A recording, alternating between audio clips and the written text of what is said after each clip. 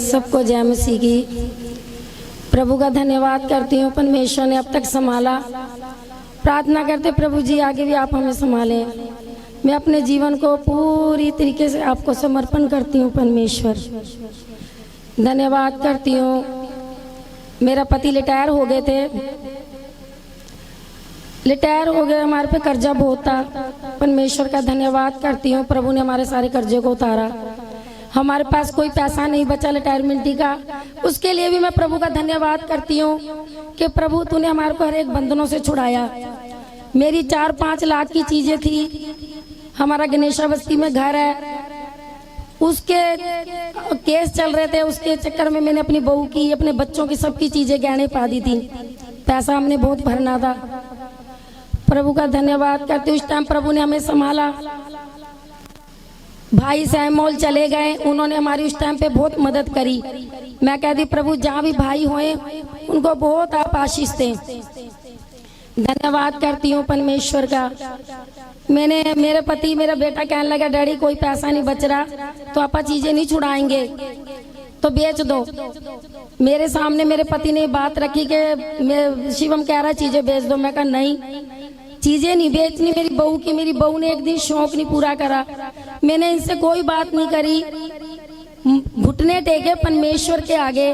मैं कहा प्रभु मेरी चीजें तो आपने दी हैं, मेरे ये बिल्कुल चीजें नहीं कहीं भी जानी चाहिए और मेरी चीज वापिस आनी चाहिए।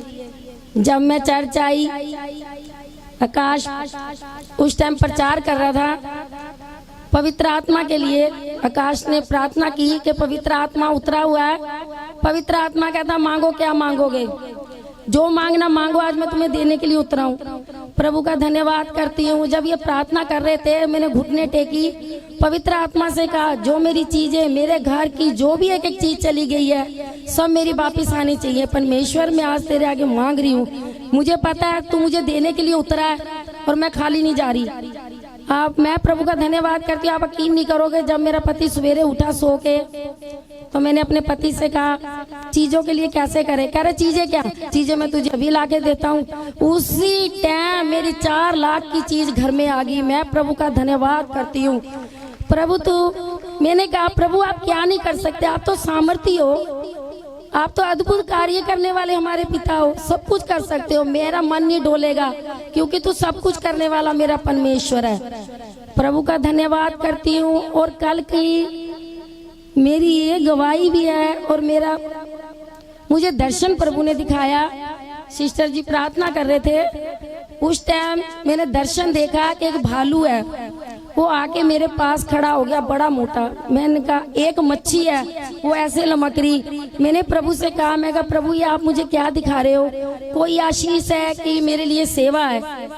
जब मैंने इतनी बात कही तो मच्छी मेरे हाथ में आ गई। मैं प्रभु का धन्यवाद करती हूँ। मैंने कहा प्रभु कहते हैं पतरस ने भी जाल छोड़ के आपके पीछे चले, आपने कहा मनुष्य को पकड़ने वाला बनाऊंगा, ये आपके मेरे लिए क्या है उक्ति, मैं कुछ नहीं समझ पा रही। जब मैं घर गई तो मेरे बेटे के लिए ऑटो लेना था हमने। ऑटो की तो एक बस वही बहाना ही था। मुझे प्रभु मुल्तानिया फाटक पे ले गए, वहाँ एक ऑटो वाले की बहुत बड़ा बिजनेस है। वहाँ पे जब मैं गई, प्रभु कह रहे इसको मेरा वचन सुना।